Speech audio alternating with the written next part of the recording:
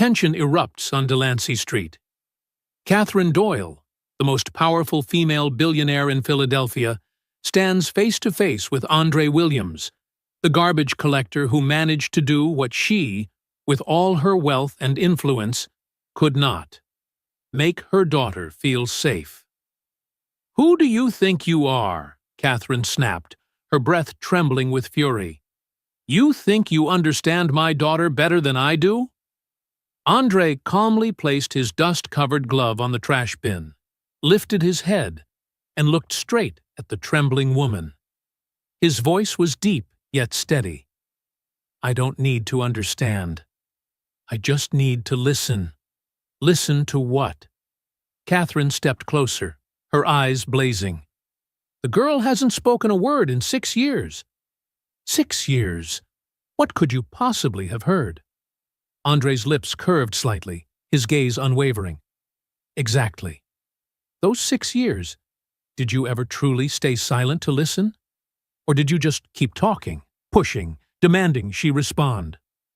The words landed like a slap straight to Catherine's heart. Behind the iron bars, Lily's eyes widened as she followed every exchange. For the first time in her life, the girl witnessed someone daring to tell her mother things she had never allowed herself to hear. This is the story of how a quarrel that seemed to be nothing but fire and rage became the beginning of a child's path to healing. If you believe there are truths that must be spoken, no matter how hard they are to hear, hit subscribe to True Tale Time now, so you won't miss stories as gripping and emotional as this one. But what could drive a proud billionaire woman to scream at a sanitation worker? And why would a child raised in luxury find peace in a pair of calloused hands? To answer that, we need to rewind time, back to the heavy silence inside the mansion at Society Hill. Philadelphia, Monday morning. Two completely different lives begin a new day, unaware that in just a few days, fate would force them to cross paths in a way no one could have imagined. Society Hill, 5:30 a.m. Catherine Doyle woke before the alarm rang. Not because she wanted to, but because her sleep was always haunted by the same nightmare: her daughter calling "Mommy" in a sweet voice. And then, upon opening her eyes, the cruel reality would crash down. 6 years had passed, and she had never once heard that voice. Lying on the king-size bed, Catherine gazed out the third-floor window. Outside, Society Hill was waking up. The red brick houses from the 18th century stood in neat rows like old soldiers, silently guarding the secrets of the past. "Damn it," Catherine muttered, eyes glued to her phone. 47 emails had arrived since just 11 p.m. the night before. Wall Street never slept, and neither did Catherine. But before the emails, she carried out the habit she had kept for 4 years: listening. Barefoot on the Persian carpet, she stopped in front of Lily's door. Pressing her ear against the oak, Catherine held her breath, hoping, just once, to hear her daughter talking to herself, humming a tune, or even just sighing softly. Silence. Always silence. Catherine gently pushed the door open. Lily was fast asleep, clutching the brown teddy bear, the last gift from David, the husband who had died in a car accident. Streetlight spilled through the curtains, casting pale golden streaks across that angelic face. "Stay strong, my little girl," Catherine whispered. "Today will be different. I believe it will." But deep inside, she knew she was only lying to herself. Just 15 minutes away, in a shabby 2-bedroom apartment in West Philadelphia, Andre Williams was waking his son in a very different way. "Rise and shine, champion." Andre patted Isaiah's leg. "Smell that?" Dad's famous pancakes Isaiah, 12 years old, tall with the same eyes as his late mother, chuckled sleepily. Dad always says his pancakes are famous, but you only ever make them for me. Exactly. That's why you're the luckiest kid in Philly. Andre sat on the edge of the bed. Monday. Remember what I always say? New week, new opportunities. Isaiah repeated with a half smile. That's my boy. They sat together in the small kitchen, morning light streaming through the curtainless window. Nothing fancy, just an old wooden table, two mismatched chairs, the smell of pancakes mixing with coffee. But here was something Catherine's million-dollar mansion never had. Laughter. Dad? Isaiah said carefully as he poured syrup. Yesterday, Johnny at school asked why you don't work in an office like other dads. Andre froze, fork and knife in hand. It was a question he had expected, but was never prepared for. So what did you say? I said, my dad is the strongest man I know, and strong people do whatever it takes to take care of their family. Andre turned away, hiding his misty eyes. You really think that? Isaiah nodded, his voice unusually serious for a 12-year-old. I think Johnny may have a dad in a suit. But that dad definitely doesn't know how to make pancakes that taste like happiness. Andre laughed through the lump in his throat. And that was the difference between the two families. One had everything money could buy, but no laughter. The other had little, but was overflowing with love. You might be thinking, these two worlds would never collide. A powerful billionaire woman with a schedule packed to the minute, and a quiet single father making ends meet. Too distant, too opposite. But in a city like Philadelphia, where old cobblestone streets lead into struggling neighborhoods, sometimes it takes just one moment, and everything changes. Society Hill, 2 hours later. Catherine sat in her Bentley, phone pressed to her ear as the car stopped in front of St. Joseph's private school. Through the bulletproof glass, she watched Lily quietly walk into the building, not speaking to anyone. Catherine, are you still there? The CFO's voice crackled through the line. We need your approval on the Tokyo deal before noon. Yes, approve it, Catherine answered mechanically, eyes still fixed on Lily. Another girl ran up to strike a conversation. Lily only smiled, nodded, then walked away. Catherine bit her lip. Catherine? The CFO pressed. I said approve it, Michael. And book another session with the therapy team. We need to try something different. Hanging up, Catherine leaned back into the leather seat. Today she had 9 meetings, 3 interviews, 1 magazine photo shoot. And tonight, she would return home to a daughter who still would not say a single word to her. Meanwhile, in West Philly, Andre drove his old pickup to the sanitation company depot. On the radio, Stevie Wonder's Isn't She Lovely played, and he sang along, tapping the steering wheel. Morning, Andre. Joe, a 60-year-old co-worker, waved. Always up early, Joe. Early bird finds trash early. Andre grinned. How's Martha? Joe sighed. Doctor says her arthritis is worse. But she's stubborn, out in the garden every day. Andre listened with rare attentiveness. Since Sarah's passing, he had understood one thing. Every moment with loved ones is precious. Tell her if she needs help, I'll stop by. Isaiah should also learn what community really means. Joe chuckled, patting his shoulder. You've got enough on your plate already, Andre. Andre shook his head. All the more reason to teach my son.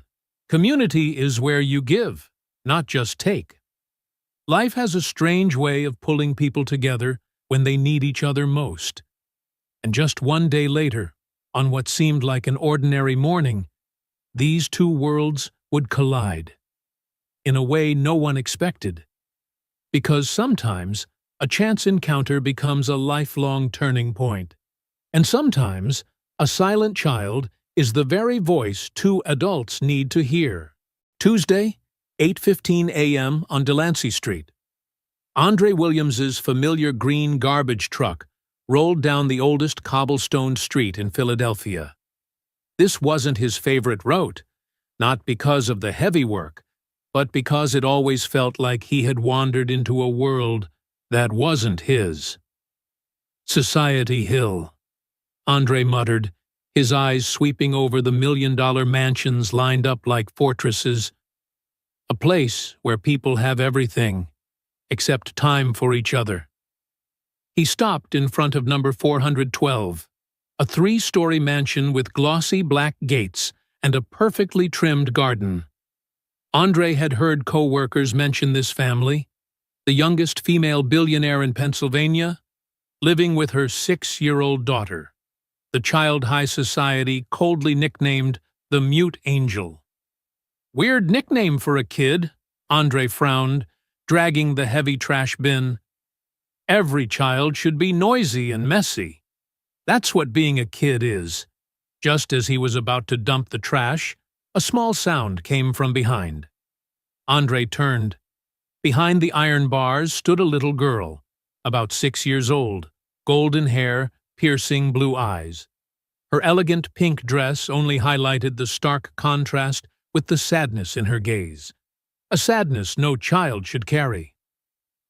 "Hello, little princess." Andre set the trash bin down, crouching to her eye level. "Were you talking to me?" Lily nodded, her tiny finger pointing at the pile of garbage. Andre followed her gesture. Among the plastic bags and boxes, a brown teddy bear lay crushed. "Oh, no. Is that your bear?" Lily nodded hard, her eyes brimming with tears. "Don't cry. I'll get it back." Andre carefully picked up the bear, brushed the dust off, and held it like a treasure. "What's his name?" Lily parted her lips, but no sound came out, only a pleading look. "That's okay. You don't have to say it." Andre gently pushed the bear through the gate. "Look at him, so soft, bow tie so neat. He must be very special." Lily hugged the bear tightly, and for the first time her lips curved into a smile. Small, but real. "You know what?" Andre lowered his voice warmly. "My son, Isaiah, has a bear just like yours. Maybe the two bears are distant cousins." Lily tilted her head, curious. Every night Isaiah tells his bear stories. About school, about dreams, and even about missing his mom. Talking to a bear is easier than talking to people. Because bears don't judge. They just listen. In that moment, something miraculous happened. The girl who had been silent for 6 years found the first person who made her want to communicate. Lily pointed at Andre, then at herself, then hugged her bear tightly. "You're asking if bears can hug too?" Andre chuckled. "Of course. And those hugs are magical. They make everything feel lighter. To you, this might seem like nothing more than a passing conversation. But to Lily, it was the first time she felt no pressure, no force to speak. Sometimes, the smallest moments plant the seeds for the biggest changes. And this was the very first seed. In the second-floor study, Catherine Doyle was glued to her laptop when Maria, the maid, burst in, alarmed. "Signora Catherine, come quickly! Lily is outside with the garbage man!" Catherine shot up, her heart pounding. "What?" "She's never gone outside on her own." She rushed to the balcony. The sight before her made her grip the railing tight. Lily, the daughter who had never let anyone near, was listening intently to a strange man, and even smiling. "Oh my God," Catherine whispered, her eyes wet. She's reacting." Lily pointed, nodded, even giggled. Reactions Catherine had begged for over 6 years and never received. In that moment, Catherine, the woman who controlled everything in her life, was shaken by a realization. There were things she could not control. And maybe That was exactly what her daughter needed. Out in the yard, the conversation continued. Andre smiled. You know what I think? I think your bear has been keeping all the words you've wanted to say these past 6 years. And one day, when you're ready, he'll give them back to you. Lily clutched the bear, her eyes lighting up. For the first time in her life, she felt understood without words.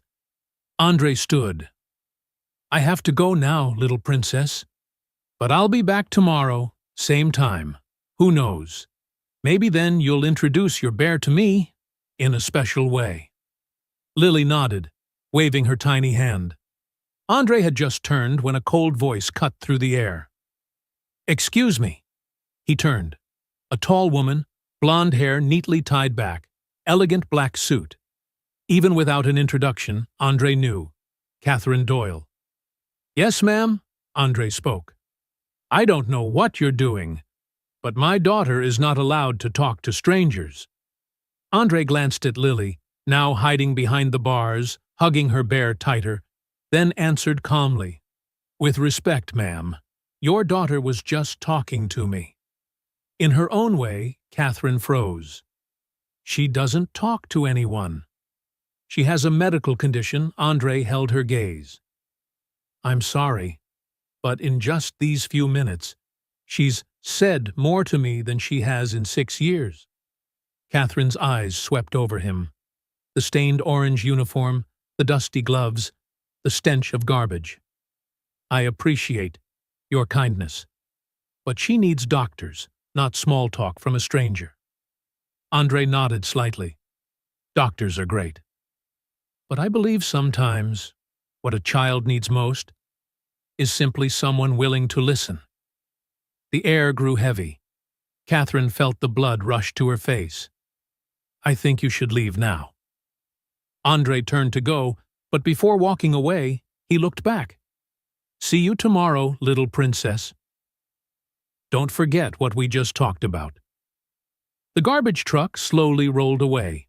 Lily remained, watching until it disappeared at the end of the street. Lily, come inside. Now, Catherine called. But, for the first time in her life, Lily didn't immediately obey. She stood a moment longer, clutching her bear tightly, then walked in. And Catherine knew something had changed, something beyond her control. That evening, in Andre's apartment. Dad, you've been quiet today, Isaiah said as he grabbed a pancake. Something happen? Andre smiled faintly. I just keep thinking about a little girl I met this morning. She reminded me of you, back when Mom first passed. Isaiah nodded, thoughtful. I remember. Back then, I didn't want to talk to anyone. I was mad at everyone, except you. Why except me? Andre asked. Because you didn't try to fix me. You just sat with me. Andre wrapped his arms around his son. That's right. Sometimes people don't need to be fixed. They just need someone willing to sit beside them in silence. Meanwhile, Catherine stood outside Lily's room, listening. And for the first time in weeks, she heard small sounds. Not clear words, just whispers to her teddy bear, but unmistakably Lily. Tears streamed down. Catherine leaned against the wall. 5 minutes? 5 minutes with that man? Did what I couldn't do in 6 years? The answer, though she wasn't ready to admit, was undeniable. Andre had given Lily something all her wealth could not. Unconditional acceptance. But this was only the beginning. Because in the days that followed, as Andre kept showing up and Lily kept changing, Catherine would face the hardest question of her life. Would she have the courage to admit she had been wrong? And that fiery argument you saw at the beginning was the result of 3 months of tension, misunderstanding, and finally, a heartbreaking truth they both had to face. What began as a chance encounter quickly became a daily routine. and Catherine could no longer ignore it. Every morning at 8:15, Lily waited by the window. And every morning, Andre spent 5 to 10 minutes talking with the girl through the bars. Catherine watched from the second-floor balcony, her heart pounding each time her daughter responded. "This isn't right," she told herself. "I don't know anything about him." By Thursday, Catherine decided to act. She called the city sanitation company. "Hello, this is Catherine Doyle on Delancey Street. I'd like to ask about an employee. Andre Williams.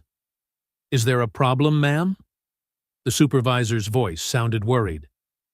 "I just need to know what kind of person he is." "Andre? He's been here 4 years. Never late, never complains, always does more than his share." "Why do you ask?" Catherine hesitated. "He's been talking to my daughter." "Then that sounds like Andre. He's got a son, too. Real family man. His wife passed away a few years back. He's been raising the boy alone since." That information made Catherine pause. She had prepared for the worst-case scenario. But Andre Williams seemed to be a decent man. Lily began to change. Small things, but clearly visible. On Monday, she finished her breakfast on her own, something that had never happened before. On Tuesday, she placed a drawing on the windowsill, an orange garbage truck, and 2 tiny figures, one in orange, one in pink. On Wednesday, Maria reported to Catherine, "Senora, Lily smiled today." Not a forced smile, a real one. Catherine's chest tightened. Her daughter was smiling. At a stranger. With her mother, she was still silent. "Maybe I should talk to him," Catherine told herself. "Ask what he's been doing." But every time she was about to step out, there was an urgent meeting, a pressing email, or a call from Tokyo. By the time she looked up, Andre was gone and Lily was back inside.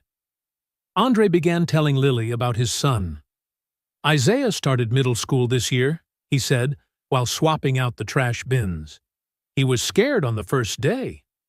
"Know what I told him?" Lily shook her head, eyes wide. "I told him, feeling nervous means you care, and caring is never a bad thing." Lily nodded and pointed to her chest. "That's right, Princess. Everything of yours lives here, doesn't it?" For the first time, someone told Lily that silence wasn't the lack of feelings. It was having too many. Andre also slowly noticed Lily's tiny tells. She hugged her teddy when sad, pointed to the sky when happy, and always looked west whenever he left, the direction where her father had died on his way home. "You miss your dad, don't you?" Andre asked softly one day. Lily nodded, eyes reddening. "Missing the ones we love is normal. Isaiah misses his mom every single day. Love doesn't disappear when people go. It just changes shape." You might think these were only brief chats through the bars, but for Lily, they were the first bricks of a bridge, from isolation to connection. And for Catherine, each smile, each look from her daughter cracked her shield of control. One more fissure at a time. Catherine began rearranging her schedule to quietly observe. She saw that Andre didn't just talk. He listened. He truly listened. Lily pointed at a bird. Andre talked about birds. She pointed at clouds. He described their shapes. She pointed at her chest. He spoke about love. He's teaching her that communication doesn't require words, Catherine suddenly realized, and that she deserves to be heard. But the more she watched, the more guilt gnawed at her. Why was her daughter more at ease with a stranger than with her own mother? One Friday morning, Catherine decided to walk down to the gate. "Mr. Williams." Andre turned and nodded. "Miss Doyle." "Good morning. I want to thank you for being kind to Lily. She's a special girl. It's easy to be kind to her." Catherine glanced at Lily standing behind the bars as usual. "May I ask, what do the two of you talk about?" "Everything and nothing," Andre smiled. Today, she turned clouds into animals. Yesterday, she hummed the song her Teddy likes. "She hummed?" Catherine startled. "Lily hasn't made a sound in years. Maybe she just needed someone to hum along." In that moment, Catherine understood. The problem wasn't that Lily couldn't speak. It was that she hadn't met anyone worth speaking to. Everything flipped when a paparazzo snapped a photo of Lily and Andre. The headline was explosive. "Billionaire lets daughter play with sanitation worker. Scandal." The image spread across the internet. The board of directors called an emergency meeting. "Catherine, this is damaging the company's image," the chairman said. "Investors are asking questions." "What questions?" "About my daughter talking to a kind person? About your judgment? About your priorities? About whether you can separate private life from business responsibility?" Catherine felt the world she had built begin to wobble. All because her daughter had finally found joy. Catherine made a decision. This connection had to end. When Andre arrived as usual, she was already standing at the gate. "Mr. Williams, we need to talk." "Yes, this has to stop. Your conversations with my daughter, they end here." Andre looked at Lily behind the bars, the confusion flooding the girl's eyes. "May I ask why?" "Because this isn't appropriate. You don't understand her history, her needs." "What needs?" Andre gently cut in. "The need to be listened to be understood, to feel that her thoughts have value." "You don't understand." "No." Andre remained calm but firm. "You don't. For 6 years, she's been trying to tell you something. You haven't listened. You've tried to fix her." Catherine choked up. "She's my daughter. I know what's best for her. Do you? For the last 3 months, I've watched her come alive. And now you want to take that away. Just because some guy with a camera says it doesn't look good. Who do you think you are?" Catherine's voice shook with anger. "You think you understand my daughter better than I do?" Andre set his dirty gloves on the trash bin and looked straight into the eyes of the tightly wound woman. "I don't need to understand. I just need to listen." "Listen to what?" Catherine stepped closer. "My daughter doesn't speak. 6 years without a word." "Exactly." Andre stayed composed. "And in those 6 years, have you ever truly been silent enough to hear her? Or have you just kept talking, hoping she would answer?" Catherine felt as if she'd been punched in the gut. Behind the bars, Lily stared, unblinking. For the first time in her life, someone was telling her mother what her mother needed to hear. "She doesn't need to be fixed," Andre continued. "She needs to be accepted. She needs someone who can sit with her in silence without feeling threatened. She needs—" "That's enough," Catherine snapped. "You have no right to tell me about my child." "Then what right do you have? To keep your child from being happy?" The question struck Catherine like a blow. For the first time, she faced the truth. For 6 years, she had tried to change her daughter instead of receiving her. And just then, something no one expected happened. Just then, a small sound came from behind the iron bars, cutting both of them off. Tap, tap, tap. Lily was tapping her finger lightly against the gate. Something she had never done before. When Andre and Catherine turned, the little girl pointed at Andre, then at Catherine, then placed her hand over her chest. "She's saying something," Andre whispered. Lily repeated the gesture, this time more clearly. Pointed at Andre, pointed at Catherine, then pressed both hands against her tiny heart. Catherine's voice broke. She's saying she cares about both of us. That moment was like a blade slicing through the heavy curtain between the two adults. For 3 months, Catherine had never admitted she was wrong. Andre had never backed down, and Lily had remained silent between their clash. Yet it was this child, the one with the least voice, who shattered the cycle with 3 simple motions. And sometimes, that is all it takes for 2 adults to realize. They've been so busy arguing, they forgot to listen. Lily stepped closer, her eyes glistening. She mouthed something. Catherine dropped to her knees, eye level with her. "My love, Mommy's listening. I promise I'll listen." Andre knelt beside her, his voice steady and warm. "Take your time, Princess. No pressure. We're here with you."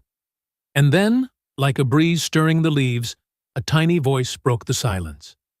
"Sad." The world froze. Catherine pressed her hand against her chest, her heart nearly stopping. What did you just say?" "Sad," Lily repeated, louder, tears falling. "Mommy's sad." "Lily's sad," Catherine burst into tears. "Yes, sweetheart. Mommy is sad. Mommy has been sad for a long time." "Why?" The second word escaped, trembling yet strong. Catherine glanced at Andre, then back at her child. This was the moment she had waited 6 years for, and the moment she feared most, because to answer, she had to be honest with herself. "Because," Catherine's voice shook, "because I don't know how to be a good mother without your father." Lily reached her small hand through the bars, touching her mother's cheek. "Mommy, good Mommy." Catherine clutched her daughter's hand, kissing the tiny palm. "No, sweetheart. Mommy was wrong. I tried to fix you, only because I didn't know how to fix myself." Andre watched, his heart breaking. He knew this was a moment that belonged only to mother and daughter. But then Lily turned to him and spoke her 3rd word. "Friend." Andre smiled. "That's right, Princess. I'm your friend. Mommy." "Friend too?" Andre hesitated, then gently. "That's for your mommy to decide." Catherine rose, wiping her tears. She looked at the man she had once seen as a threat, now realizing he was the one who had brought her daughter back to life. "Mr. Williams, Andre, I owe you an apology." "No need." "Yes." Catherine drew a deep breath. "I was afraid you'd take my daughter away. But the truth is, I lost her long before you came along." Choking, she admitted, "I wanted her to speak, only to prove I was a good mother. But you made her feel heard without a single word." Andre nodded. "Maybe I only recognized it because I've been there. When Isaiah lost his mom, he went silent too. I tried everything, doctors, therapy, toys. Nothing worked until I sat with him in his grief. I didn't try to fix him. I just listened." He looked Catherine straight in the eye. "Lily isn't resisting. She's protecting. Protecting herself and protecting you." "Protecting Mommy from what, sweetheart?" Catherine knelt, looking at Lily. "Protecting Mommy from Lily's big feelings," Lily said slowly. That was the answer Catherine had searched for 6 years. Her daughter had been silent, not because she couldn't speak, but because she was afraid her overwhelming feelings would hurt her mother. Catherine pulled her close through the bars. "I want to hear it all, sweetheart. The sadness, the joy, the anger, everything. I want to hear it all.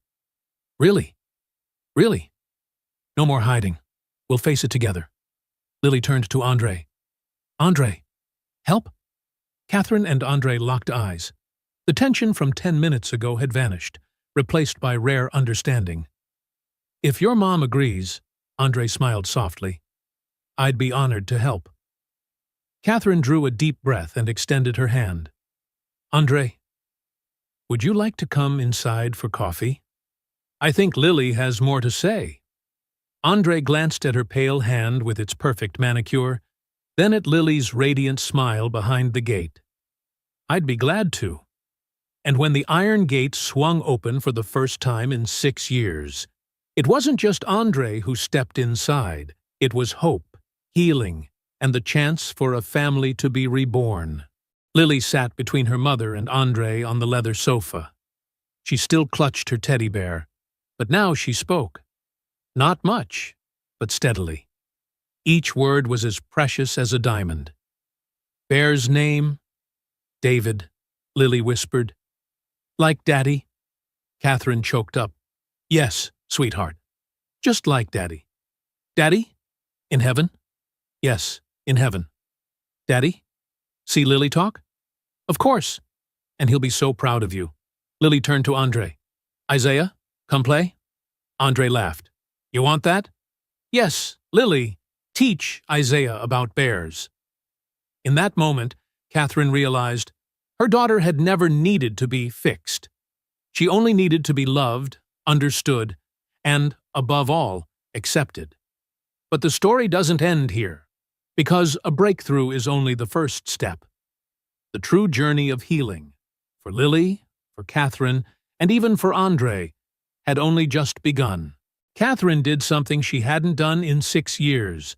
She canceled all her afternoon meetings to stay home with Lily. "Mommy no work?" Lily asked, surprised to see her mother sitting beside her as she drew. "Mommy work later." Now is Lily time. But Lily time turned out harder than Catherine expected. After 6 years without real communication, both mother and daughter had to relearn how to simply be with each other. "What do you want to do, baby?" Catherine asked. Lily thought for a moment. "Sit quiet." "Sit quiet?" "Like with Andre. Just sit." And that was Catherine's first lesson. Sometimes love doesn't need activities or words. It only needs presence. On Saturday afternoon, Andre brought Isaiah to the Doyle mansion. The 12-year-old looked a bit uneasy as he stepped into the vast garden. "Wow, Dad," Isaiah whispered. "This place is like a castle." "Remember what I told you?" Andre reminded him. "What matters isn't what people have, but who they are." Lily was waiting by the door, still clutching Teddy David. Seeing Isaiah, she stepped out, then froze, shy. "Hi," Isaiah said gently. "I'm Isaiah. My dad told me a lot about you." Lily looked at Andre, then back at Isaiah. "Hi, I'm Lily. Dad said you have a teddy named David," Isaiah continued. "That's a cool name." "Like Daddy," Lily lifted the bear. "Daddy in heaven." Isaiah nodded. "My mom's in heaven, too. Sometimes I talk to her in my dreams. And something magical happened. 2 children, one who lost a mother, one who lost a father, found understanding in each other without many words. Not everything was smooth." Lily spoke more, but also began to express feelings she had hidden for 6 years. One night, she grew angry because Catherine had to work late. "Mommy lied," Lily cried. "Mommy say no more work." "Baby, sometimes Mommy must work. But Mommy will be home soon." "No! Daddy say be back soon. Daddy never come back." In that moment, Catherine understood. Lily wasn't just afraid of speaking. She was afraid of trusting. Catherine knelt down, hugging her daughter. "You're right. Daddy promised to come back, but he couldn't. Mommy is different. Mommy will always come back. Promise." "I promise. And if you're worried, you can call Andre. He'll stay with you until Mommy returns." Catherine began inviting Andre and Isaiah for weekly dinners. Those meals quickly became the most precious moments for both families. But it wasn't always easy. Sometimes Isaiah felt jealous about sharing his dad. Sometimes Lily grew upset because Isaiah spoke freely with Andre. Sometimes Catherine and Andre clashed over parenting styles. "This is harder than I thought," Catherine admitted one night after the kids were asleep. Good things usually are, Andre smiled. But look at them. See how far they've come. And Catherine learned this. Family isn't perfection. Family is choosing to stay together, even through the hard parts. Catherine woke at 6:30, not because of work, but because of laughter from the kitchen. She came downstairs to find Andre teaching Lily and Isaiah how to make pancakes. "Mommy!" Lily ran to hug her. "Andre, teach me cook!" Catherine looked at Andre, who smiled. "Hope you don't mind." Isaiah wanted to share the Williams' famous pancake recipe. "I don't mind at all." In that moment, Catherine realized life could be different. Not the flawless one she had tried to build, but the beautiful chaos of a real family. "Lily!" Catherine called as she watched her daughter playing with Isaiah in the garden. "Come here, sweetie." Lily ran over, no longer shy or fearful. "Yes, Mommy?" "Mommy just wants to say, I'm proud of you. Not because you talk more, but because you are being yourself." Lily thought for a moment. "Mommy different too." "How am I different?" "Mommy, listen now. Before, Mommy talk. Now, Mommy, listen." The truth was undeniable. Catherine had learned the greatest lesson of her life. Sometimes the best kind of love is the silence of listening. One late autumn afternoon, Catherine stood at the window watching Andre teach Lily and Isaiah to rake fallen leaves.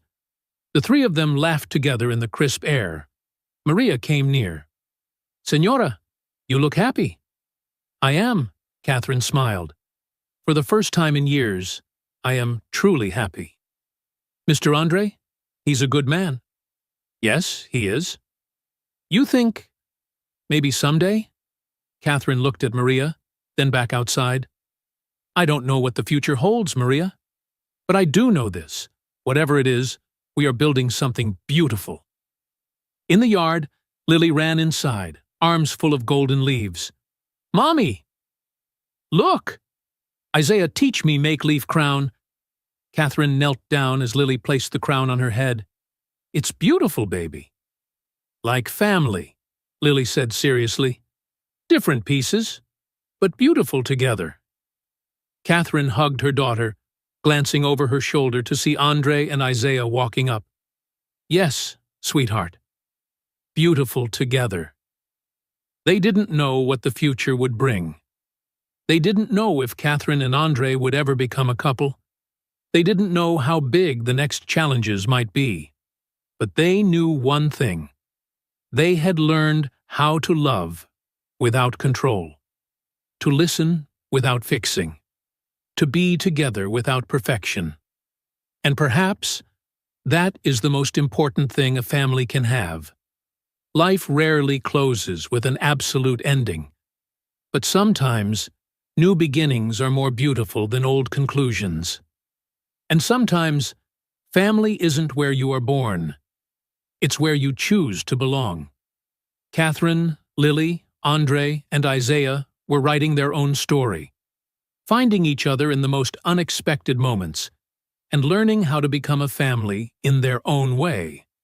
Because the best things often come from the places we least expect. And sometimes, love doesn't need words. It only needs presence, listening, and acceptance. If you found meaning in this story, remember, by truly listening, we can change someone's life. And sometimes, the greatest miracles begin with the smallest gestures. If you enjoyed this video, don't forget to hit like, subscribe to True Tale Time, and turn on the notification bell so you won't miss the next stories. Tell me in the comments, what small moment once made you feel truly heard? Share it below, because somewhere out there, your story might be the miracle someone else needs.